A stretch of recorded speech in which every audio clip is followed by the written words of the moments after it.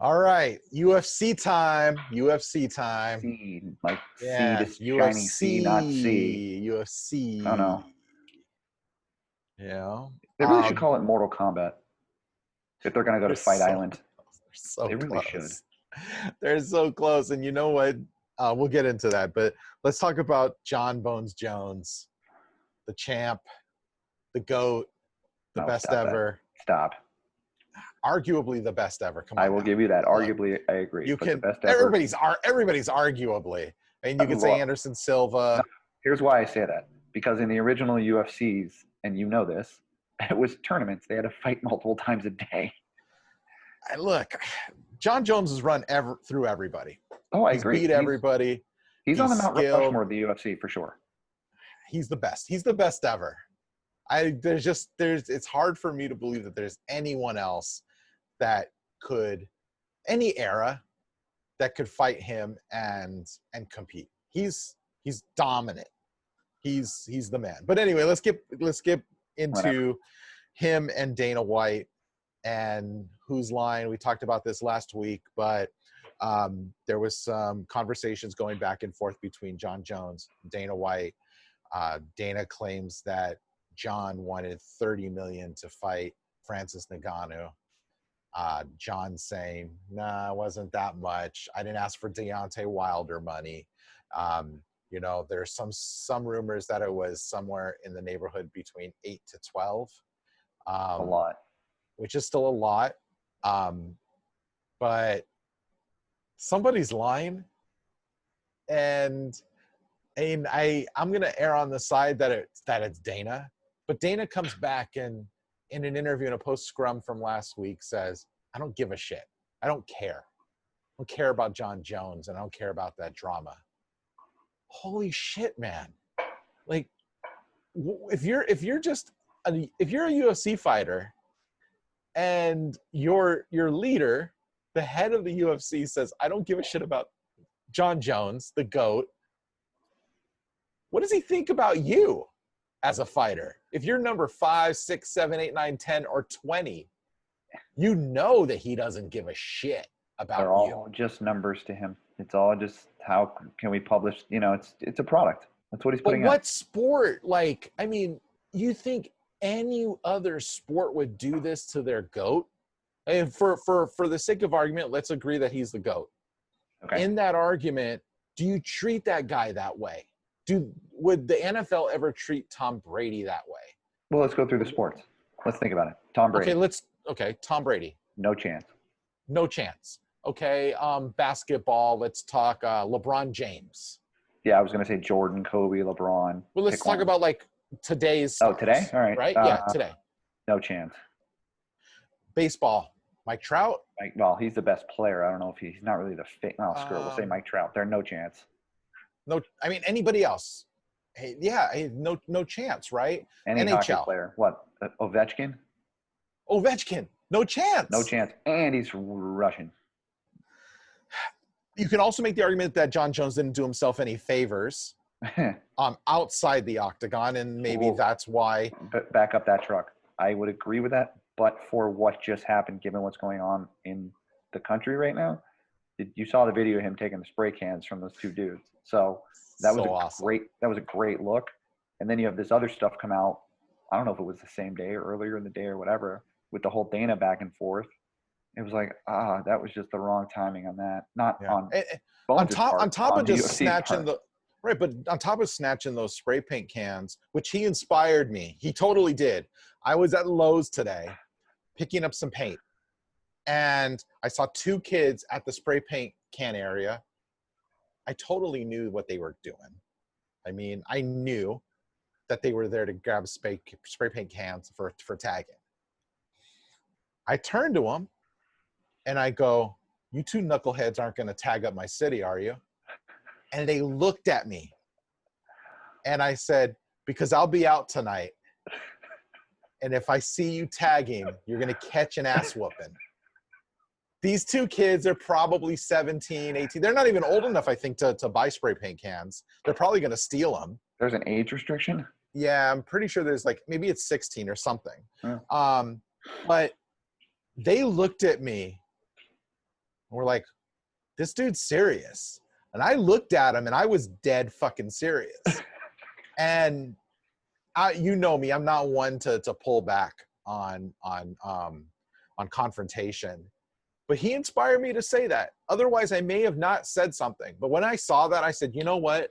Maybe that small interaction with those two knuckleheads may have scared one, if not both of them, enough to the where they're not going to go and tag. They have not received a free pass to go out and do that. But then also too, Jon Jones is out there cleaning up the city. He's out there with brooms and shovels with the rest of his gym team, and they're out there doing the thing, right? Yeah, it could have been great publicity for the UFC to have that, which is, I know he doesn't want the publicity for it, and I understand that because he's just doing his part, and it's fantastic, and that is absolutely great of him, and we should all be doing that. We should all be so inspired. But then if the UFC had come out and said, hey, we're working on a deal with him, we're going to make it happen, instead of he's going to give up his belt, he wanted X number of money, it would have been like, oh, this is, I mean, perfect timing for the UFC. And unfortunately, it's the other side of the coin. It's like, oh, you're taking a civic hero right now. His other issues in the past aside, which we know there's many, but right now, today, it's positive. And then the UFC couldn't get it done. Like I said, outside of Conor, he's their second biggest draw. And we could talk about the Diaz's, we can talk about Cerrone. I mean, who else? I mean, I was going to say there's probably Brazilians that in Amanda Brazil, Nunes, given the population, draws more. But in terms of the states and just overall appeal, I agree with you.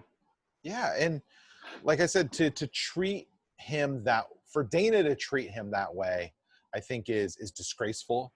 Yeah. If the Fertittas were around, I think that they would let cooler heads prevail and they would get it done. Well, where's WME, whatever they are now? I think that they've taken a back seat. I don't think that they are that involved in that way. I think that they're very Hollywood about it. It's like, we're just there for the parties. We're just there for the hangout. And however the business runs is however the business runs. But, you know, I read something interesting. Okay, let's talk about Jon Jones asking for, let's call it 10 million, right? Nice round number. You know, how much do you think he made in his last fight, or he makes in his fights? You mean how much did he get paid, or how much did he make for the UFC? Let's just say how much is his guaranteed money for a UFC per fight by his contract? What does he have? 1 or 2 more fights on? He has 1, right? No, 2? Doesn't matter. Whatever. How much do you think he makes per fight? Guaranteed money. Guaranteed? Yeah. I really want to say 5, but I feel like that's really high. 5 million? Yeah. You're not even freaking close. 500,000. That's pathetic. With change, I mean, based on like certain milestones that happen. He does interviews. He participates in fight week shit. Press conference, the weigh-in, all that crap. Right. Reportedly, it's about 500K. Okay, that's let me back up. That's your goat. That's your goat. Look, right? That's the best. That's the second biggest draw in the UFC. 500,000 for the average Joe. I don't mean UFC fighter. Well, hell, like even UFC fighter would be amazing. Hell, I'd take it. But for the biggest draw overall that they have, that's a low contract for any other sport. Say football, basketball, baseball. You know what it is? I hate to say it. It's like the Scottie Pippen contract, where he signed that huge deal for not much money, and then he became a star, and he was stuck in it. But I don't think it's that. I think that that's what they pay their fighters. That's how they value their fighters.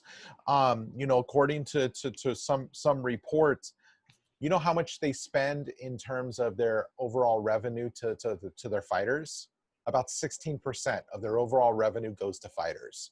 Wow. Nothing. That is in contrast to some other sports that are more in the upwards of 40 to 60% of revenue goes to their players. So you tell me, how important are their fighters to the UFC? Oh, they're not. They're replaceable. They could replace them right now. And look, I mean, it's absolutely insane that, you know, in comparison to other sports, just the ratio of how they paid. But let's even take another step back here. I want to get this right. So the MMA giant, the leader in the sport, according to some reports, they approved a $300 million dividend to UFC investors, right? So people like Mark Wahlberg, Charlize Theron, Giselle Bündchen, Halle Berry. Ben Affleck, Serena and Venus Williams got Halle a Berry. dividend. Got a fucking dividend. They split a dividend of $300 million. I mean, that's not fair. That is fucking ridiculous that these investors are able to cash out on a dividend to their investments. One, so early in their investment, right? Yeah. Like this is pretty early on in their investment and they're already getting paid out $300 million. And look, there were estimated reports that last year the UFC made upwards of $900 million plus in total revenue. So I'm confused. I'm completely confused. If you are there to build a product, you are there to build fighters up. Why is this money getting fleeced by the people who invested in it? Because it's crooked. Because these people don't care about the lifeblood of the sport. They don't care about the organization.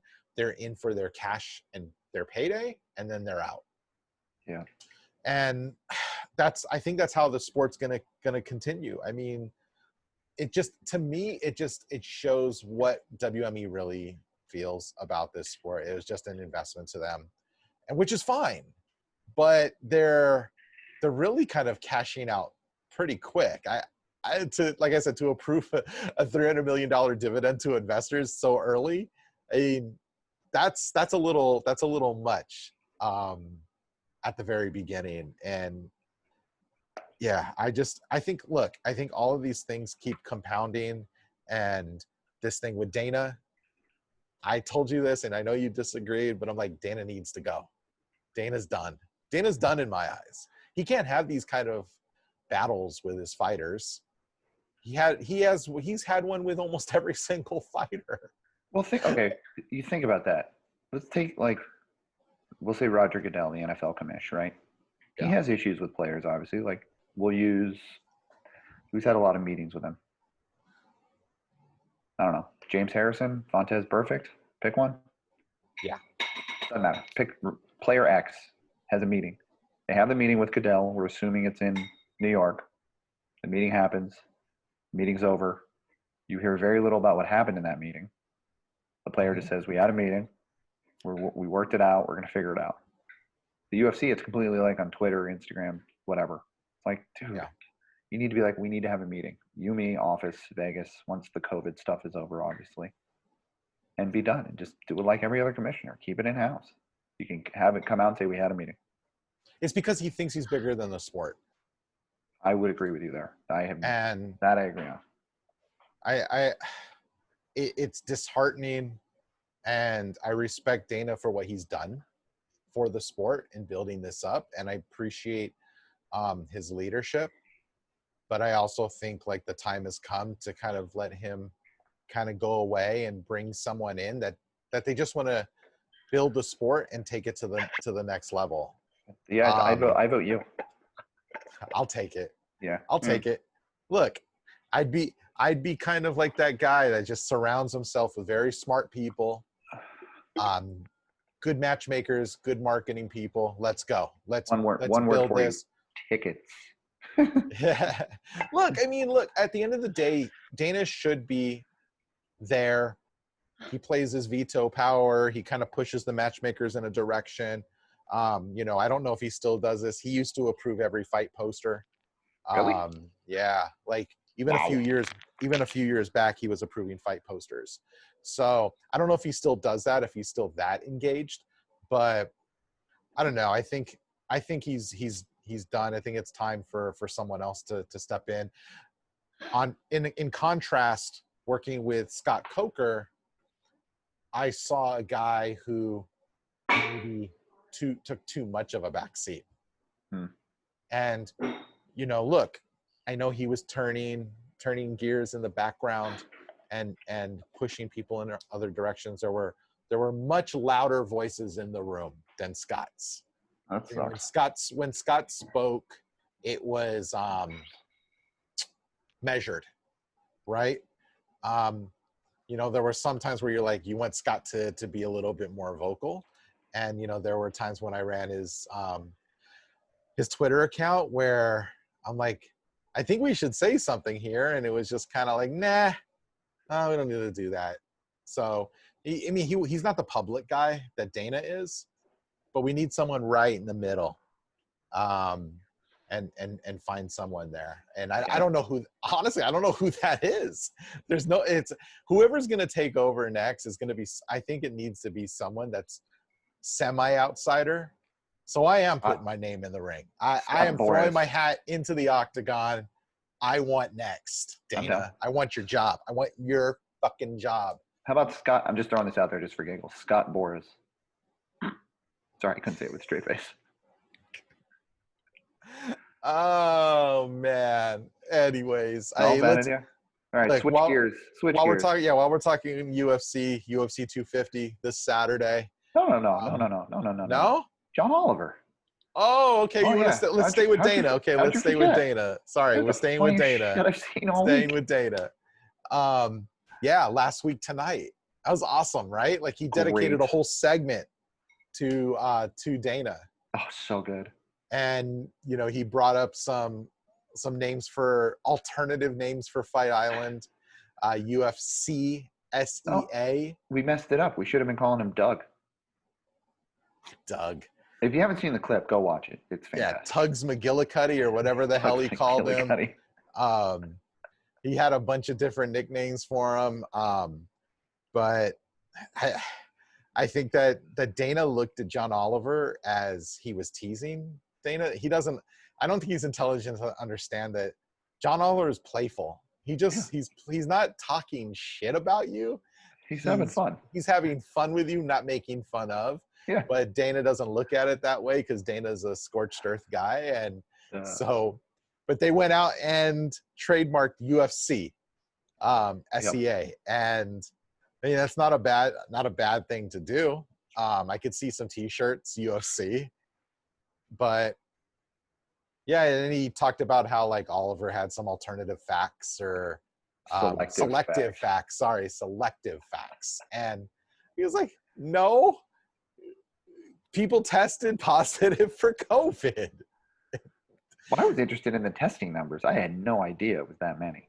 Either way. Yeah, they were testing the shit out of them. But I didn't know the 1,100 was only for 300 people. So, oh my God. Which kind of turns out to be one a day for 3 days, right? They were there reporting on Wednesday, Thursday time frame. 1.5 a day, but close enough. 1.5 a day. Let's just say each fighter's tested 3 times it. So people were getting tested around once a day. Right. Dana tested himself 500 times. He continues to test himself 1 million times, and then when someone calls him out on it on Instagram or Twitter, he talks shit to them and say, fuck you. And I'm like, Dana, like you keep sharing that you're getting tested number 5 test of the day, and it's like, fuck you. Like people can't even get tests, and you're out there gloating that you're testing so much. Go fuck yourself, dude. Like that's insane. But yeah, John Oliver was awesome. Brilliant. Yeah, it was really brilliant. Huge fan. He trademarked some trademarks that I guess will submit, inspired. You will submit on the baby on a onesie, on a baby onesie. Yeah, put it on a onesie. Yeah, and then he put one of their one of their current trademarks, bad motherfucker or whatever it is, badass motherfucker on a coffee mug. So he's kind of like, hey Dana, fuck your trademark. Well, it's not really, because the trademark's only for certain things, and he went and said, you're not putting it on coffee mugs, so there you go, coffee mugs. Yeah. Which means the UFC will now put it on coffee mugs starting tomorrow. Exactly. All right, switch gears again. Let's talk about UFC 250. Yeah, let's talk about UFC 250. Snorefest. Oh, there's no Snorefests here. There's some okay fights. Yeah, you said some okay fights. Okay. Okay. All right, let's talk about the big one. The champ versus not champ. Which one, Amanda Nunes? There's only one champ. Yeah. She's gonna kill. She's gonna kill. What, Amanda Spencer? Or no, sorry, Felicia Spencer. Felicia Spencer. He's just gonna run through her. Yeah, she's a crazy Spencer's a crazy underdog. There's no way. You said what, plus 650? Something like that. Is that the biggest underdog ever? No, but it's crazy. I mean, look, Amanda Nunes is just Pac-Man, just chomping through everything. There's nothing there for her. It's similar to Jon Jones. There's nothing in that division for them. And I know Amanda Nunes has talked about early retirement. So I don't think this is her retirement fight, because if you can just keep chomping at people and just moving on to the next and just collect a paycheck, I can't imagine what she's making. Probably 500,000. I bet you it's not even close. I think she's a female fighter, and I bet you she's making 100. Really? I bet you she is not making she's definitely not making 500K. As the champ? Yeah, she's not. No, there's no way. Yeah. Because Dana barely respects female fighters. Like, don't get it twisted. Don't get it twisted. What, you mean that interview he gave outside of the restaurant years ago where he said there never would be female fighters in the UFC? He was forced to take on female fighters, and he finally did it. And look, deep down inside, he's just like, shit, I was wrong. People like this stuff, but then people don't really like it. People aren't. The pay-per-view buys aren't there for female fighting. They're just not there. Who was the popular fighters when he took it on? It was like Cupcake, Crush. There was a lot. There was more, I think, in the cupboard than there is now. I was just trying to think, like, who were the top flight fighters at that point? I know it was Tate was one of them. Tate and then we have Ronda there. Well, yeah, but that was a bit later, right? Yeah, but I mean, you could argue that she's the one that really propelled, and Cyborg. So but he hated Cyborg, still hates her. Yeah. Couldn't wait to get rid of her, and ship her off to Bellator. But good fighter. Yeah, I mean, look, I don't see this going. I don't know how many people are going to buy this fight. I'm hesitant to buy it. It'll be a game time decision. I'm not. How do I feel after playing a round of golf on Saturday morning, and all my other DIY projects? Do I want to watch this, or do I wait 2-3 days to be on ESPN Plus? You're gonna wait. I'll watch it then. You're gonna wait. Or now that's most popular is people watching on Zoom and having Zoom parties. Is that true? Yeah, you can watch. I don't want to let the cat out of the bag and let you all people cheat and get free fights. Oh, please, Twitter let it have for free because there's no pay-per-view in the UK. Stop it. Right. Hey, so look, I mean, there's a couple of there's interesting fights. I know Cody Garbrandt. Where's his head? Is he gonna fight? He's always a fun guy to watch. Aljamain Sterling. Yeah, there's like 3 or 4 fights, truthfully. Yeah, I mean, there's one Neil like the Gazelle Magny. Oh, that you're interested in that fight. I will be interested in that fight, depending how it goes. But on paper, yeah. Look, there's a lot of toss-up fights here. Aside from champ, I think you could run through the whole thing and flip a coin, and those are your winners. I'm not interested in breaking them down. I'm not either. I hope it's as interesting as the prelims were for Woodley, whatever his name is, Burns. Yeah. I mean, if you want a fucking breakdown, go watch DC's podcast. Oh, I love DC. I love DC too, but I mean, what are you going to break down Eddie Wineland and Sean O'Malley? I mean, Sean O'Malley is a fun fighter to watch. Probably going to pound Eddie Wineland.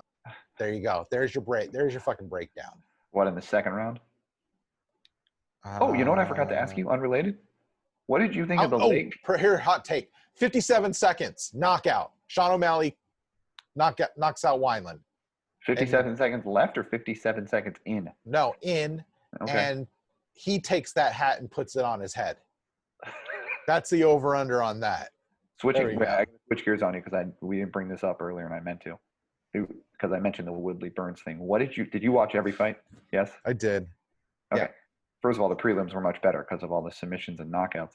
What did you think of the leg kick knockout? Fucking It's only like the awesome. third or fourth one ever, right? How great was that? I mean, awesome. Yeah. It's one of the best things I've seen.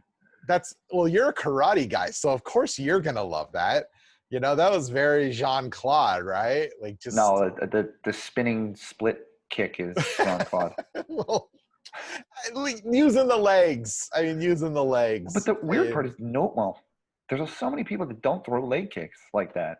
And it's like, look, guys, it works. I'm not saying you're gonna get a guy to KO a guy with it, but yeah, it works. we always used to argue that we should be looking at, when we were at Fox Sports, UFC on Fox, shout out. We used to talk about wanting to break down leg reach. And because we thought, as you know, as the media company thought that would be an interesting stat to bring up is, well, here's his arm reach, but if this is mixed martial arts, shouldn't we be talking about leg reach? You know, some guys have more advantage than others. You know, a guy like Jon Jones who uses it for distance and has obviously super long legs, but He's got like 20 feet reach with his legs. I'm with you. I'm very surprised more people don't use it, but I think partly is they don't train on it, man. Yeah. I mean, I've been in multiple gyms. I'm seeing guys hitting the heavy bags. I'm seeing guys wrestle, and I'm seeing guys practice their jits. I'm not seeing a lot of leg kicks. Bad. So I think it might be just the lack of practice and lack of preparation. But you're right, it works, and you wish that more guys used it. But I did want to talk about Tyron Woodley. Okay. And I texted you this, and I'm seeing guys talking about this and making the same point from DC to Shab made this on his podcast on Below the Belt. It's a great name. And I wouldn't normally quote fucking Shab because it's fucking History. Shab now. Yeah. But oh, I love you too. We all saw it. Is Tyron Woodley was just not interested in fighting. And in the post-fight scrum, he talked about being at peace with it. You just fucking lost. You don't get to be at peace with your loss so quickly. I mean, fuck you. Like, I drop a lot of F-bombs on this, but I mean, look, he didn't want to fight, man. And is it because he's got other things happening? You know, he's got Hollywood stuff and he's got other businesses in the background. But if you're not going to go in there prepared or go in there and want to fight, then give it up and let someone else take that spot. Yeah. Last comment I have about the UFC, and I agree with you on Woodley. I liked the socially distanced. Hold on. Before you do that, I mean, I think Woodley should retire and walk away. Hot take. Should be done. I can't argue with that. Yeah. But I was going to say Burns is a beast. Burns is a beast. Oh, he looked great. And that dude will probably, have one more fight and then go fight the champ. But anyway. But social distancing. I liked the socially distanced interviews they did after the fight where they took him out of the ring. My only problem was get the other fighters in the ring when you come back from the interview, fights on. Yeah. I mean, you could have the guys walking out. That's what I'm saying. No, I'm saying to see the walkout. You can still show the walkout, and then you put a little picture-in-picture. Yeah. Double box it. Triple. I mean, actually, because you got DC, you got the fighter being interviewed, and then you have to have the walkout. But then you could still show. Or double box and then split the little box. I don't know. They can figure it out. Look, I mean, yeah, they did it right. You know what? Going back now, you know why they weren't doing it. It was fucking Rogan. Rogan didn't want to do it. Rogan wanted to be in there. DC's a good soldier, and DC's like, look, man, I don't need to go into the octagon. Let's follow the protocol. Right. Let's do it how we're supposed to do it. And DC doesn't want criticism either. So he did it right, and hats off to him. I agree. For doing it.